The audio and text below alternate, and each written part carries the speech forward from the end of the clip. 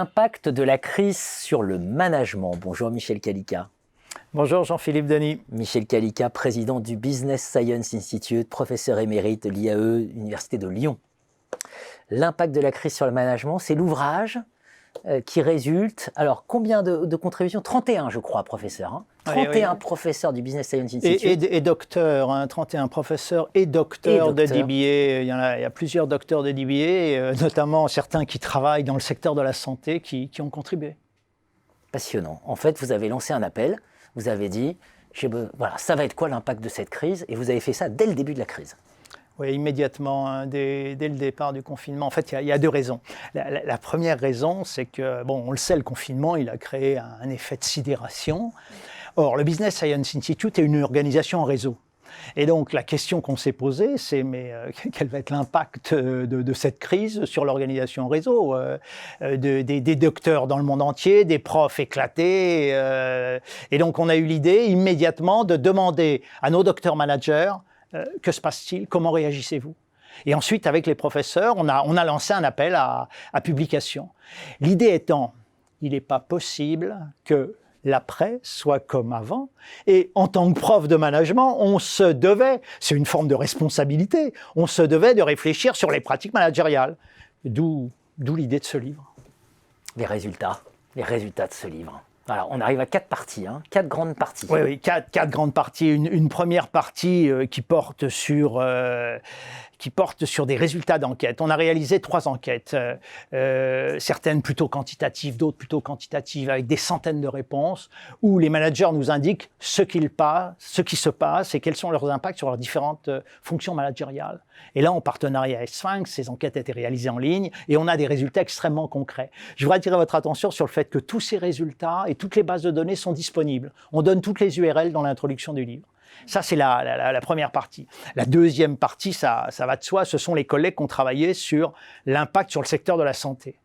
Bien évidemment, hein, des profs qui enseignent le management des cliniques, des hôpitaux au moment d'une telle crise, ils sont légitimes à réfléchir et à remettre en cause les modèles actuels.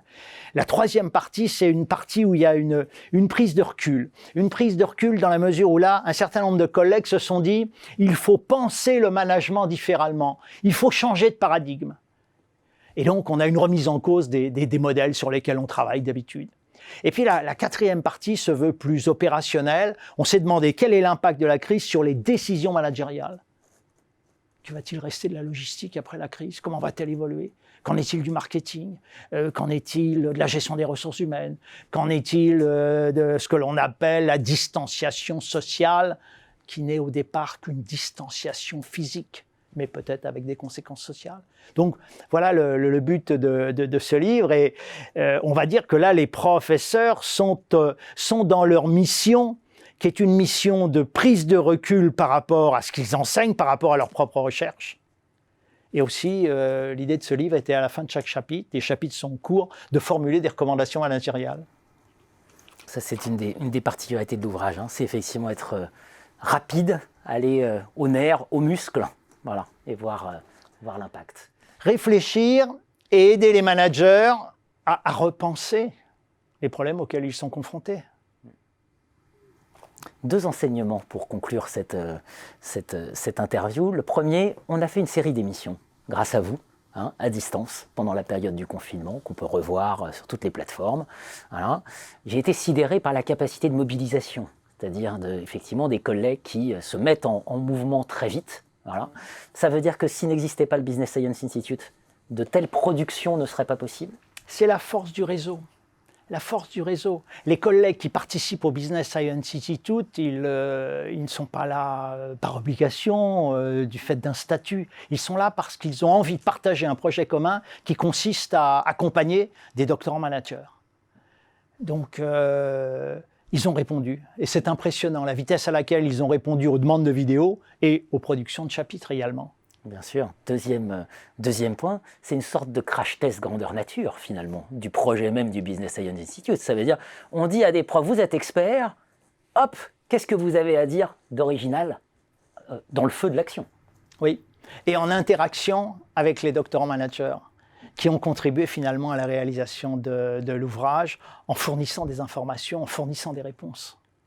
Donc oui, c'est aussi le test de la pérennité d'une organisation en réseau et de sa solidité, de sa résilience. Bien sûr, ça suppose tout de suite, projeter court Immédiatement. terme, projeter le long terme. Voilà. Et ce qui est impressionnant, c'est que l'organisation en réseau, parce qu'elle est souple, parce qu'elle est agile par nature, elle réagit, elle se réinvente et on a les réponses. Bien sûr. L'impact de la crise sur le management, édition EMS, Management et Société. Merci Michel Kalika. Merci Jean-Philippe Denis.